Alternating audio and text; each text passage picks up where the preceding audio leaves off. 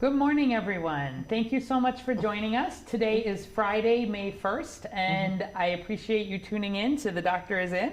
I'm Dr. Allison Arwady. I'm the Commissioner at the Chicago Department of Public Health, and today I am really pleased to have a guest with us. This is Dr. Wilnice Jasmine. She is the Medical Director for Behavioral Health at the Chicago Department of Public Health and has been very, very busy during COVID response, especially related to a lot of the issues affecting people who are unstably housed or who are homeless, and generally been doing a lot of problem solving. So thank you so much for being on. Yeah, thank you for having me. Of course. Dr. Jasmine is a family practice physician by training, and we will come back to you in just a minute, but start thinking about your questions. Anything certainly related to quarantine, isolation, the work that we've been doing with some of these more complicated congregate settings like homeless shelters. What else? You've been doing some of the town hall work, taking questions. Anything else you want to have people ask questions about? And visiting any sites that potentially might have had outbreaks. Yeah, okay, good. So start putting your questions into the box.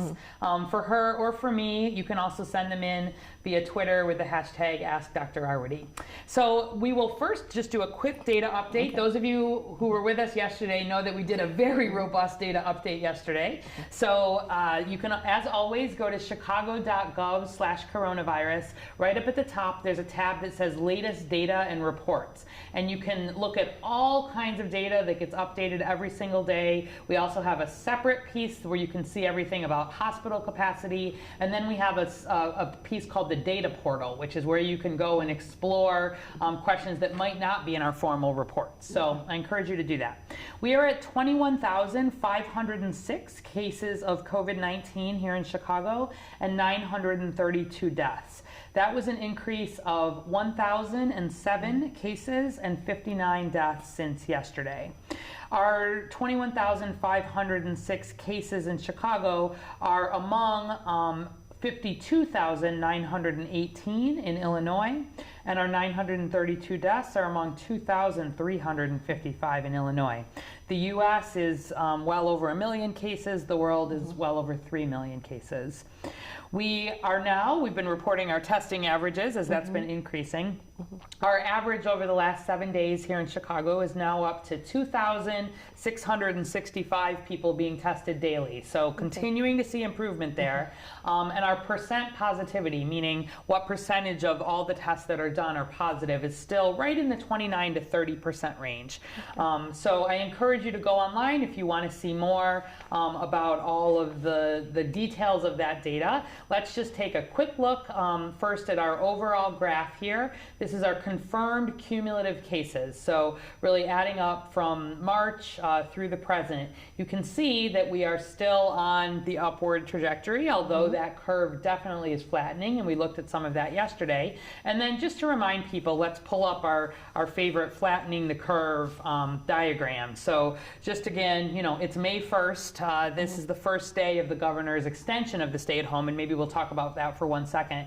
But I'll remind you that on the left there is if we had not put protective measures in place, if we'd not done this stay at home, if we'd not done all the things that I know have been making life just hard for folks, we would have seen an increase in cases with the doubling like we were seeing in March, every 2, 3, 4, 5 days, and really a big increase of cases that would have exceeded that dotted line of the healthcare system capacity.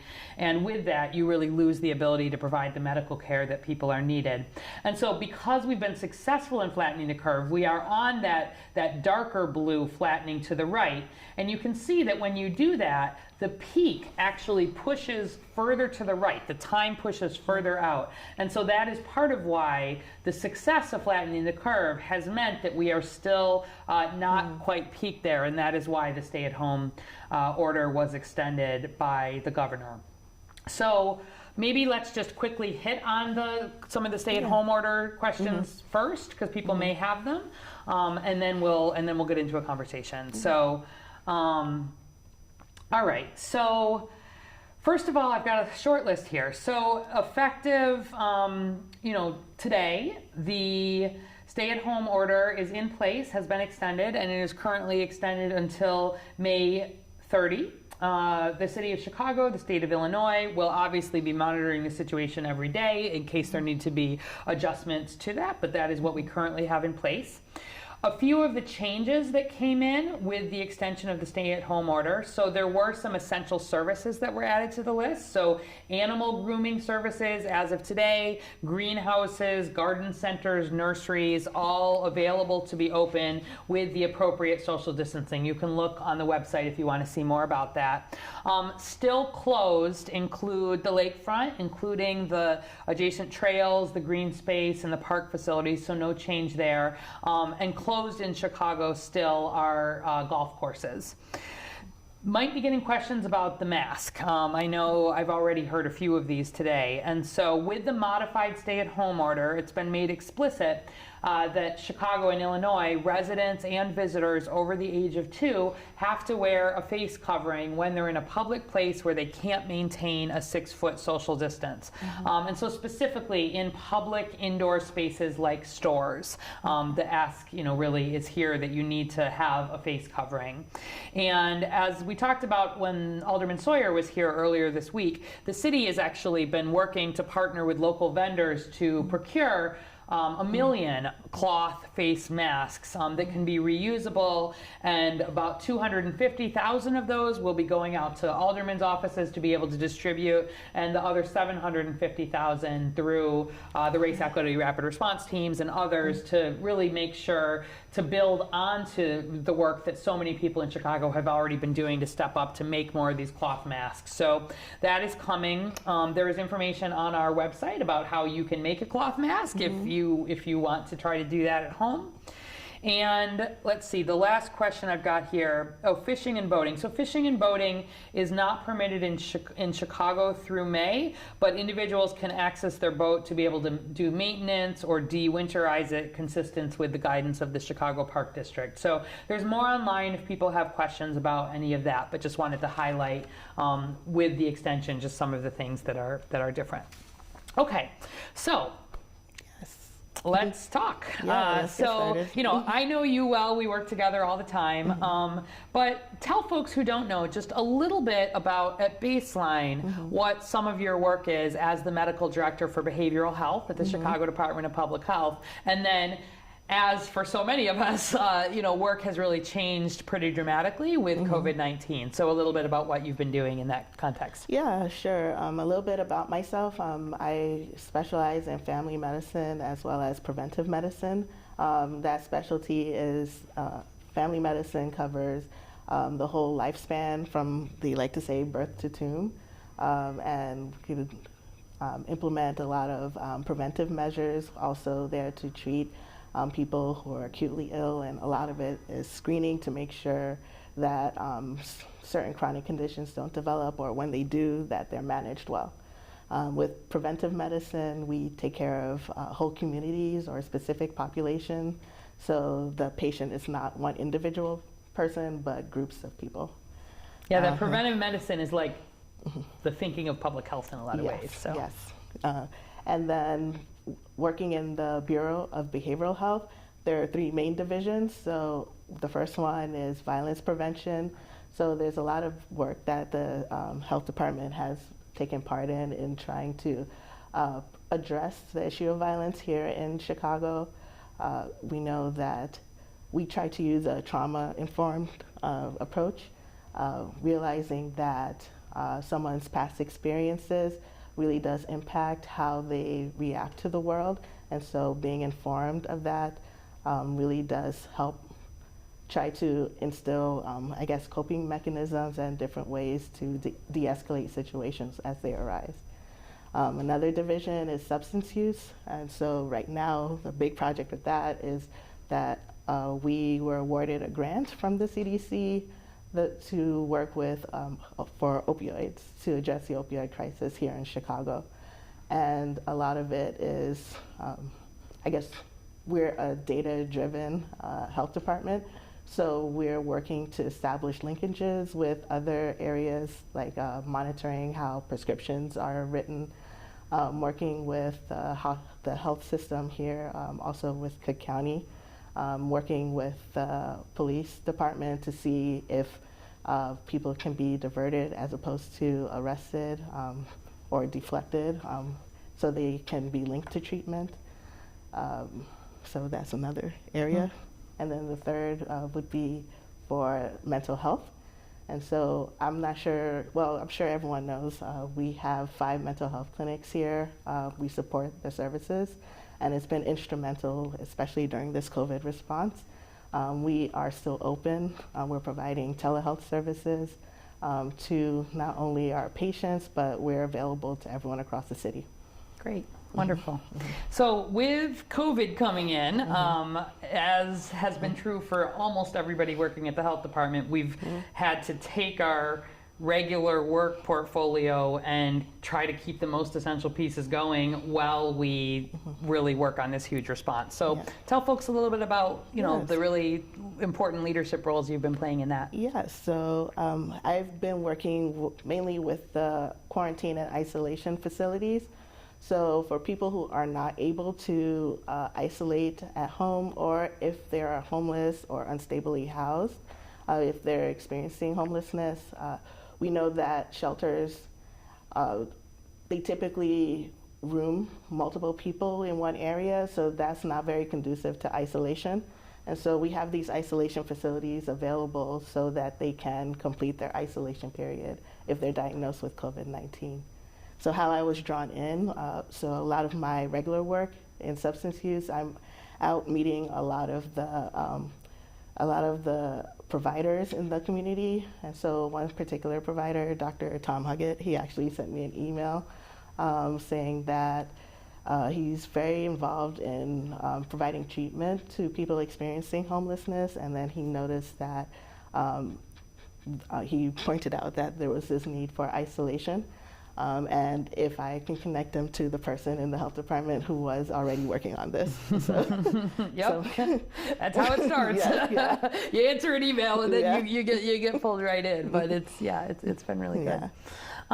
So we've talked a little bit about some of the work that we've been doing related to people experiencing homelessness here in Chicago, but fill folks in who may not know sort of what this has been, because it has been a journey in terms of really, I think, starting things and then making good improvements and really doing some pretty innovative stuff, I think, in terms of trying to really keep this very vulnerable population as protected as we're able to.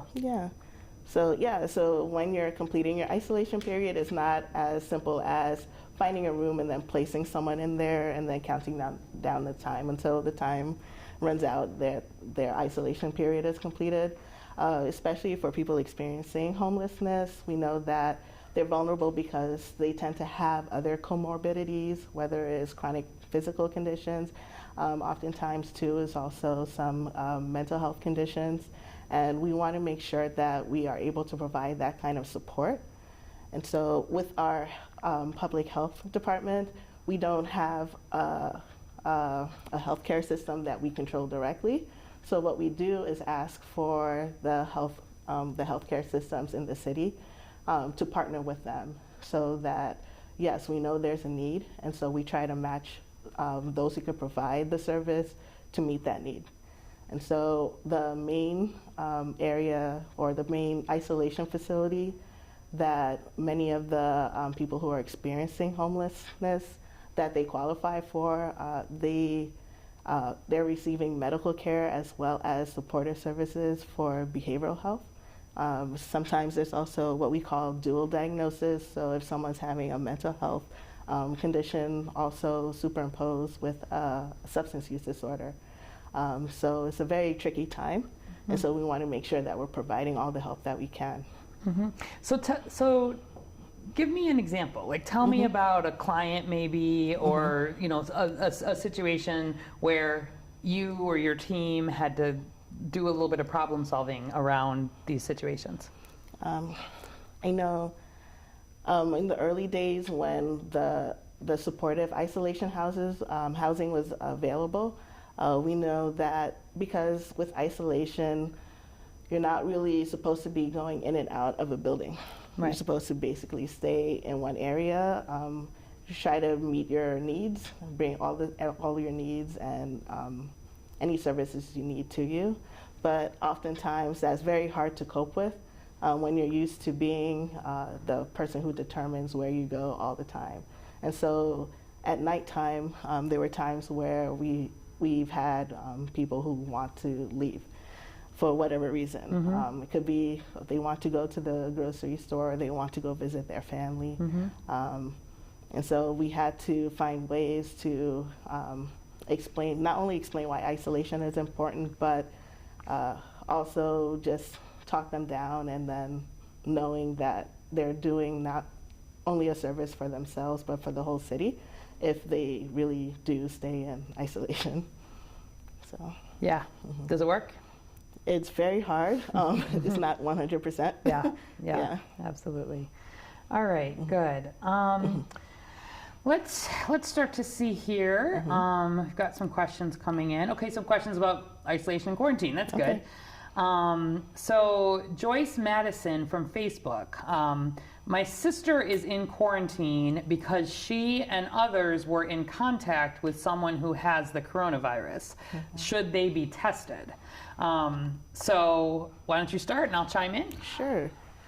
So let's talk about the difference between quarantine and isolation. Perfect. So quarantine is if we know you've come in contact with someone who's positive, but we don't know if you actually contracted COVID-19. So that quarantine period, we wait to see if any symptoms develop. If they do develop, and we also think about, are you at high risk for developing a serious illness if you are positive for COVID-19? Or do you fall under that umbrella where the great majority of people, about 80%, that they are able to recuperate at home? So most of the time, 80% of the time, most people are able to recuperate at home. And so once symptoms develop, then you enter what is called the isolation period. Isolation specifically is for people who we know have COVID-19. And then once you complete that isolation period, then you're able to go about your business. Yeah, and so I would say for, in this case, if the sister is in quarantine, that means she's been in contact and has been asked to isolate. Really has been asked to be in quarantine, I should say.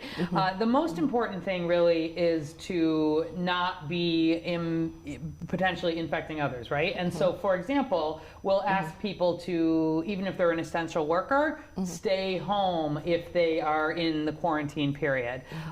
It's not automatic that somebody needs to be tested. We've talked about that tests, especially if somebody is not symptomatic, that you can absolutely have a situation where if you test too early, for example, someone could actually have COVID but have not developed symptoms, not developed a high enough virus level, and you could have a negative test, and it wouldn't be 100%. So we really ask, how long do we ask people to quarantine for? For 14 days. 14 days. And that's because we know that from the time someone has been exposed to the virus until the time that they might develop symptoms, that can be as long as 14 days. The average is about 5 days, but the range is sort of anywhere from like 2 to 14 days. And so we say, stay home for the 14 days. That's the most important thing for your sister to do. Certainly if she develops symptoms, then there would be a role for testing there. But other than that, if she's doing okay, the most important thing is just to isolate. And is to stay at home. And as always, if she's got questions about that, really to be in touch with her doctor or her healthcare provider is a good idea. Okay. And what does quarantine mean too? If you live with multiple people, if it's possible to stay in a room that's dedicated just for the person who's under quarantine, and to have your own bathroom if that's possible. If not, to clean the bathroom after every time you use it. Yeah, great. So Trudy Long from Facebook, how does testing help when a person testing negative now can become infected afterwards? So that's right. Is it possible that the false negatives are actually COVID-19 infection happening after the test? So how does testing help when a person testing negative now can become infected afterward? Is it possible the false negatives? Yes. Okay, great. So this is exactly the situation. If a person tests negative now, say that they're in quarantine, or say that they just go to get a test because they're curious. And again, we're talking about the diagnostic test here, the PCR, the nose test that's looking for active virus, the presence of virus in your nose right now. That's the one that's fully FDA approved and is the most in use for diagnosis. This is exactly that situation, that if you get tested and you don't have high levels of virus yourself right now, that test could be negative, even if potentially you were exposed. And so it's part of why we really mostly want to make sure that people who are symptomatic are getting tested. Where we talk about doing more of this widespread testing, especially at this point, we mostly are doing that in these congregate settings. So, for example, in the shelters for people who are experiencing homelessness, or in the long-term care facilities, where we know that the risk is significantly higher, especially in settings where, like in long-term care facilities, where people are having to get a lot of hands-on care. There's a lot, you're not able to maintain that social distance. The health department, working with clinical partners, has been doing more of this widespread testing and identifying additional people, including some who are asymptomatic. But for somebody who, more like in a home type setting, really we mostly want to make sure that people who are symptomatic are getting testing. Later, when there is more antibody testing, we get a lot of questions about antibodies every day, that you can do at any point. That is not dependent on you getting tested during the time that you have active virus in your nose. The antibody testing that's looking for your body's immune response will know whether you had COVID 3 weeks ago, 3 months ago. It doesn't matter as much the time frame of when you get it. So, but the one that's actually diagnostic, the best is to get it when you're having symptoms. And then in general, for the testing in congregate settings, that highlights why it's important to know when it's appropriate to test. In this situation, we know that for those who are negative and they're low risk, they're able to stay in place, practice social distancing in the shelters. For those who are positive, we are making an effort to connect them to the isolation facilities so they can recuperate, and so it doesn't, to mitigate the spread within the shelters. And we're also screening those who are at high risk for developing serious disease. And so for those who fall under that high risk category and they test negative, we're making a strong effort to try to place them in what is called shielding housing. So they're taken out of the shelters, and then we provide them a space where they can stay, where they have limited chance of contracting the disease. And then at the same time, we're working with DFSS Department of Family and Support Services. And Department of Housing as well, to look for permanent housing for them. Yeah, and this is actually one of, to this point of sort of if somebody tests negative, what happens? This is one of the pieces that I've really been the most impressed by from your team. Really, this and it is a huge team. It's not just the health department. It's all kinds of different partners.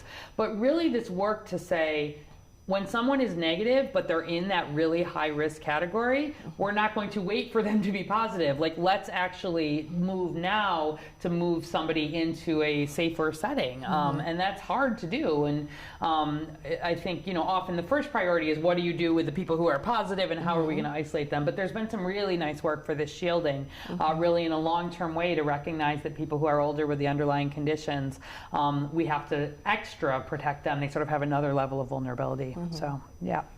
Okay, we're getting a lot of good questions in here.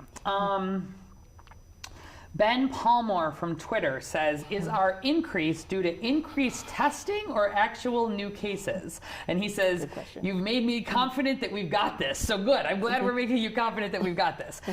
So great question. So the increase is partially due to increased testing and partially due to new cases.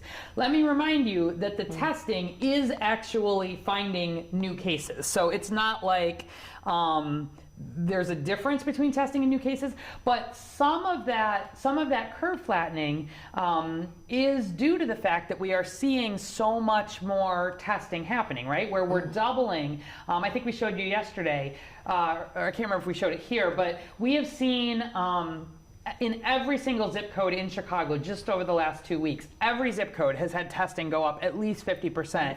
And in 22 of our zip codes, it's more than doubled, actually. And in some, it's even much more than that.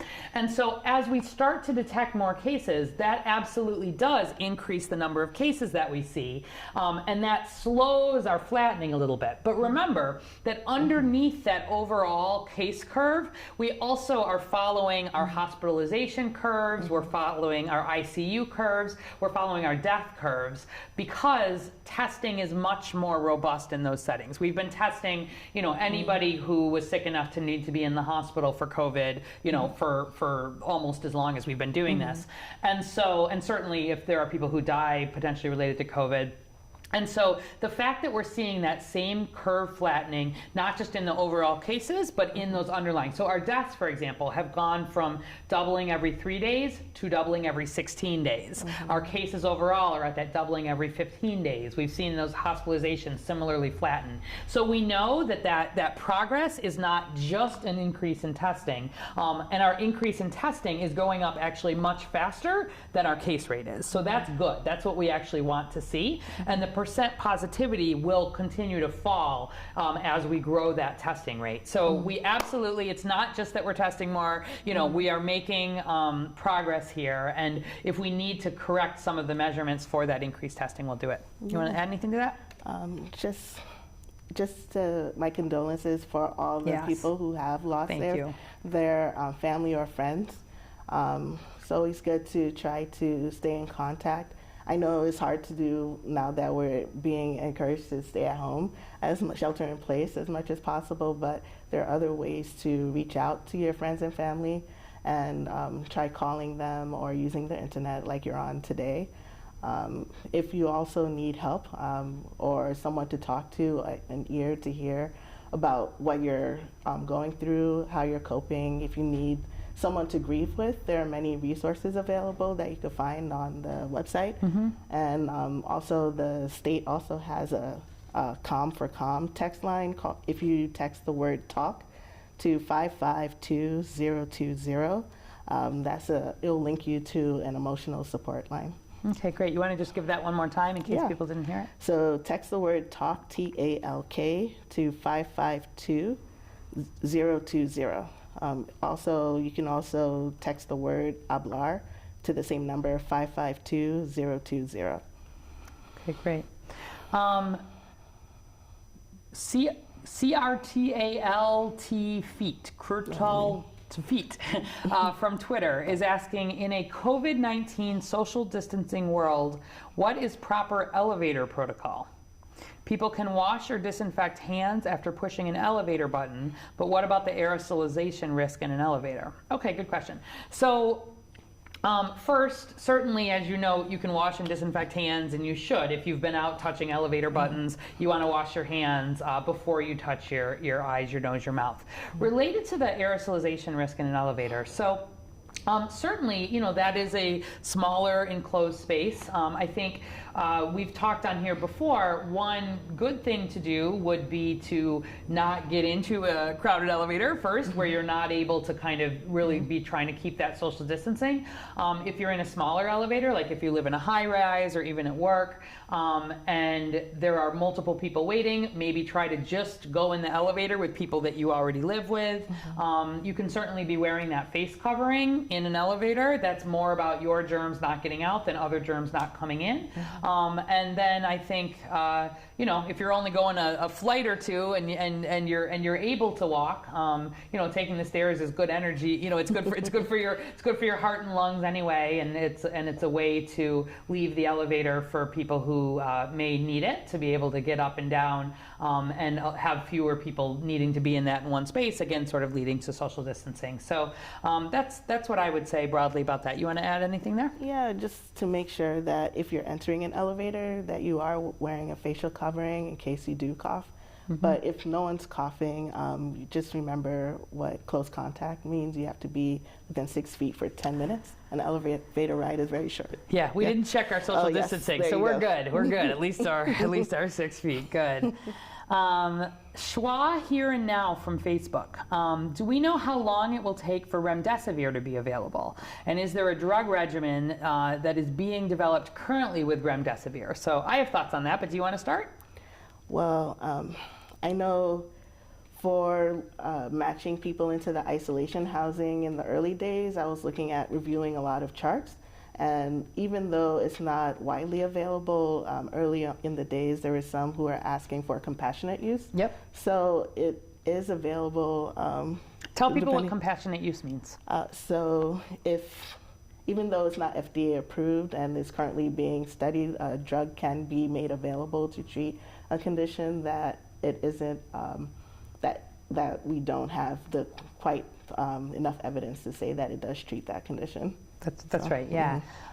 So remdesivir is one of the it's one of the antivirals that was actually originally developed for Ebola, but it's been showing some promise for sure related to treating COVID-19. There are still some ongoing studies and work, and it's not, at least the preliminary data, at big trials at the federal level, show that it seems to have some impact in terms of shortening the length of the course of someone who has COVID-19. I saw in some of the preliminary data maybe shortening it by 30%, for example, which is the big deal if that ends up being able to be replicated. There was another trial that didn't show a lot of improvement for people who are really critically ill. Again, it can help some people, but when you're doing sort of this head-to-head comparison, it was not showing as much promise. So it's on the list of things that have shown early promise for sure, but I don't think it's not like it's going to be a 100% cure, right? We would be very happy to have a number of drugs that, even if none of them are 100%, they can do things like, if it does shorten the length of illness, if it turns out to be very useful for people with more moderate type of illness as opposed to severe. But many people here, really a lot of our hospitals here in Chicago are part of those remdesivir trials. So as you said early on, even you were seeing patients, and some of the very earliest COVID patients that in the country here in Chicago were already being enrolled in some of these trials and really getting these some of these medications. So we've had actually a fair bit of experience with it here in the Chicago area. So remdesivir for people who are seriously ill, it's available sort of in this trial compassionate use type setting. And as the research continues, there will be more use of it as it sort of turns out to work well in different settings or not. So, good question. All right, here's one for you. Okay. How has this affected your life? Okay, I'll tell the truth. Yeah. So at least for me and everyone in the department, we've gone from working 5 days a week to seems like 6.5 days per week. And so because emergencies, they don't really pay attention to whether or not it's weekday or weekend. And I think I've met a lot of people across the different city agencies as well. So in public health, we tend to, at least for me, I started last summer. And so I've been getting to know people within the Department of Public Health. So now I'm meeting other workers in the city agencies. So yeah. Yeah, I could ask more follow-up questions to that, but I could say that I'm also more aware of my emails, so I'm answering emails most of the day. We try. We get a lot of email. I have an out of office on my email that basically says, I'm trying. If you have a coronavirus question, go here. If you really need to reach me, call here. If people are emailing me and I'm not responding, please don't take it personally, because it has been a challenge to keep up with all of the pieces for sure. But I also do want to thank all the health systems and all the community health centers that have stepped up to work collaboratively. Sometimes in medicine there's competitiveness, and all that seems to have been washing away. And right now we care about saving as many lives as possible. Absolutely. And I thank you everyone who stepped up. Yeah, I would really echo that. It's been pretty amazing to see the partnership across all levels of health system and community organizations, and really trying to work very quickly and in partnership and in a coordinated way to rise to the challenge and meet this. So I would absolutely echo that. Are there questions that you've gotten that have surprised you? Yes. So last week I was part of a town hall sponsored by the Racial Equity Rapid Response Team. And there was a question about drinking alcohol to see if that would help cure COVID-19. At the time, I thought they were referring to the regular alcohol you typically buy in a store, in a liquor store or grocery store.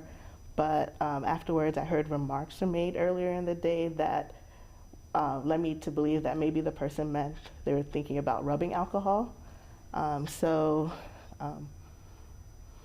With that, I was surprised, but I know that because everyone is in a state of trying to find an answer, we don't have a cure yet, and we're hoping to find a cure. Sometimes when people in authority do make recommendations, when you're searching for that cure, you want to believe it. My recommendation is always speak to your medical provider for advice before you try anything. Yeah, we get a lot of good questions on here. People are doing a lot of reading and sort of thinking about, is this a good plan? Is this a good plan? And really echoing that, we will be the first to let you know when there are approved treatments that have, been shown to be effective. But yeah, I worry, was that around the time when for disinfectants? When the president was making those comments? So, okay. All right. We've got Michelle Valete from Facebook. If you were already sick a few weeks ago but not tested, should you register for COVID Coach? Excellent question. So COVID Coach, or the Chai COVID Coach, we just launched earlier this week. We've had actually thousands of people already sign up, and hundreds of people who are having symptoms right now, which is really the most ideal, where we're really using the opportunity to provide sort of through text messages and give people guidance around things like isolation and quarantine, and what they should be doing and what their household should be doing. So we would love really anybody who in the city of Chicago to register for Chai COVID Coach. You can find the link, as always, on chicago.gov/coronavirus. You can also just go directly to chicago.gov/COVID Coach, and you put in your information. And if you're not having any symptoms, it just allows the health department to be able to communicate to you as testing is available.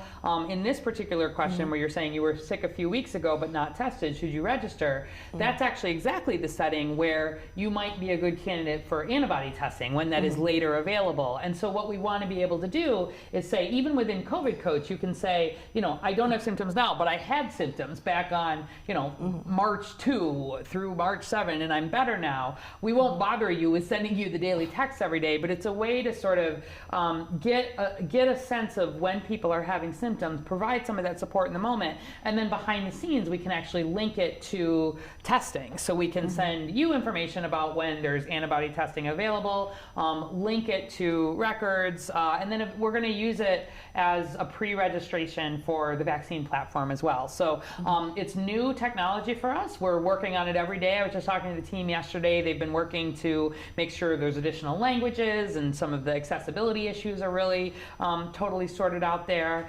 and doing testing and follow-up. But we think it's going to be a pretty important part of our ability really over the next couple of years, as we think about this as a long-term response, to communicate directly with Chicagoans, link them to resources, potentially part of our contact tracing. It's all private. We don't share your information with anybody. Google helped build the platform for it, but Google doesn't get the information, MTX doesn't. It's just the Chicago Department of Public Health, and it's just being used for COVID response. So I would encourage anybody to actually go ahead and register. So thanks for that. I agree too, because if you go to our website, sometimes you might feel overwhelmed with all the information that's on the website. So the app provides a tailored approach. It tailors the messages specifically for your needs. Yeah, if you're having symptoms now, you go in and you get a text message every day, and it like basically you're allowed to say, are you having symptoms or not? It'll let you kind of reporting what your symptoms are, and then you'll actually get guidance about what you should do. What, you know, do you have these underlying conditions? How long do you need to be in isolation? How long do people in your household need to be in quarantine? It's just a way to try to help individuals and build on that. So, okay, I think we've got time maybe just for one more. Let's take Carolyn Carr from Facebook.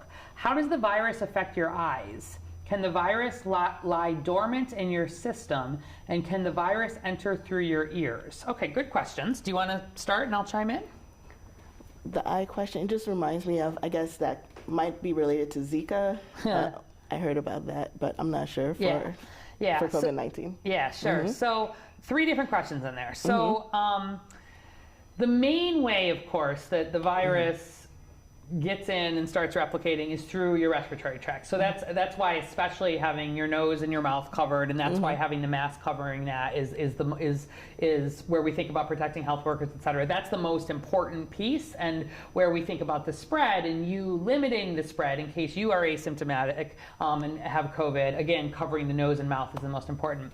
The eye part really comes in because there is some evidence that viruses are also able to enter through the eyes, potentially through capillaries, et cetera. And so especially, it's most important for healthcare workers who are doing these procedures where, again, you can have aerosolized virus potentially. So you're making, you're doing the test and putting the swab in people's nose, which makes them cough. Or people who are seriously ill, you're having to give them breathing treatments or intubation, putting tubes in their throats, things like that.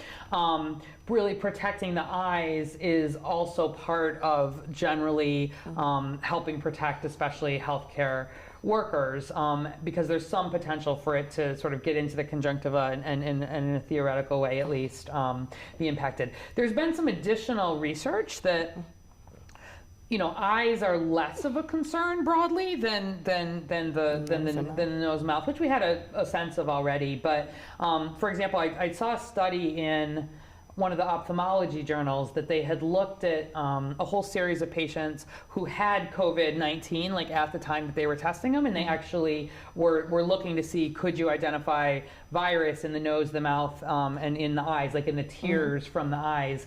And actually in this series, it was only about 20 patients, so it wasn't like a huge study, but they were able to find plenty of virus sort of in swabs from nose and mouth, but actually we're not finding virus in tears, for example, or in eye secretions. So it doesn't seem to be, we wouldn't really expect it to be as much of a concern, but certainly where we want to protect healthcare workers, there is the potential for it to to get in and then have some connection down. So that's where the protection. But that's part of why I've said that for the general public, wearing goggles or wearing it's really not a significant concern. And no, the virus cannot enter through your ears, so no problem there. Can the virus lie dormant in your system? Not really, no. You can be asymptomatic, right? This is what we talk about. And so it's possible that if someone was infected and they have not developed symptoms or not developed symptoms yet, you could have COVID and not know it. But even in that setting, remember, if somebody has a test, like say we test them in a congregate setting, we just start counting from the day when their test was. We just do that isolation for the 7 days plus the 3 days without symptoms. But in that case, they haven't had symptoms, so it would be 7 days. They would not be expected to be sort of shedding virus indefinitely or to be lying dormant for a long time or anything like that. So, yes, good questions. And one more thing, I'd like to talk about the facial coverings too. So proper use of the facial coverings just to make sure they cover your nose and your mouth. But when you're removing them, or anytime you touch them, make sure you perform hand hygiene. So wash your hands for 20 seconds or use hand sanitizer. And then if you remove it, make sure you place the surface that is exposed to the air on a clean tissue, and let the part that's touching your mouth exposed to the air. Always hand hygiene is important, so whenever you manipulate it, wash your hands. Right. Try not to touch, if you've got it on, try not to be touching your your nose and your mouth at that time. Lots of hand hygiene. And the good thing about the washable, reusable ones is you take it off, it's fine. You don't need anything fancy with it. You can hand wash it, you could throw it in the washing machine, wash it, good to go. All right. So we are about at time. Thank you so much for joining. Oh, thank you. Really appreciate it. And we usually like to end with sort of some good news or some suggestions that people could do. Anything you want to add there, and then I'll finish it out? I saw that everyone's showing their creativity with the types of masks they're using. Yeah. So I was just saying earlier that I saw there was some Star Trek themed masks. So yeah. I'm going to get one. You like Star Trek. Yeah. Very good. All right. Dr. Wilnese Jasmine is our medical director for behavioral health and currently very busy with all things isolation, quarantine at the health department. I'll just finish out with two things. So one is that we've talked about some of the rise in domestic violence calls that we've received here in Chicago.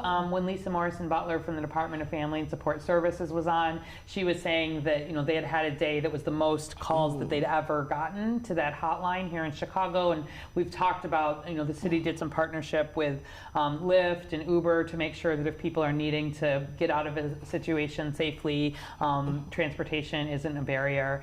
But also, I just wanted to point out that during the pandemic in particular, if there are people who are in situations where they're experiencing domestic violence, there's been work to make sure that they can get free hotel rooms during the pandemic as well. We know stay at home, where you've got people already in stressful situations and then kind of in close quarters and people are having economic losses and major social stresses. It can just be a time where we can see things like domestic violence unfortunately increase. So anybody who is in that situation, you can call the regular numbers, but you can also call or text the Illinois Domestic Violence Hotline anytime. The number for the Illinois Domestic Violence Hotline is 877-863-6338, and the hotline can actually place the hotel reservation for the caller to be able to protect the caller's privacy. It's funded by the state and actually Airbnb and then another company that Airbnb owns called Hotel Tonight are helping find the hotel rooms for people in need. So as always, if you don't know this number, you're not sure, you can call 311 and they'll help connect you, or you can go to the website to get any of the direct information there. And then I will just end on I wanted to share something that Mayor Lightfoot shared last night that I really enjoyed. So people may have seen her first dance video. It was on TikTok, which she said she never would have joined TikTok if it wasn't for a good purpose. And it was to announce Chicago Public Schools is going to have a citywide virtual high school graduation ceremony. So it's going to be held in mid-June. It's going to feature Oprah Winfrey as the commencement speaker, really trying to do what we can to celebrate our graduating seniors here in Chicago. We know this was not the final semester of their academic, their high school careers that anybody would have wanted, and this is a way to really try to celebrate them. So there will be more to come, but the mayor did make her first dance video on TikTok, and we're just gonna close it out in a second with showing you that video if you haven't seen that. So with that, we will be back tomorrow on Saturday, 11 a.m. Please keep staying home, saving lives. And I also want to thank Megan Cunningham. Without her, all the isolation housing solution, she's a formidable force, and she's a very big, huge reason why the Housing Solutions app. Thanks, Dr. Jasmine. Megan Cunningham is one of the is our managing deputy commissioner at CDPH, and she has been a absolute force for really pushing a lot of this through. So thanks for that. So stay home, save lives. It's May 1st. Please keep it up. You're doing a good job. We are making progress, and we will be on the other side of this soon enough. And in the meantime, we'll leave you with Mayor Lightfoot's first dance video. Thanks very much.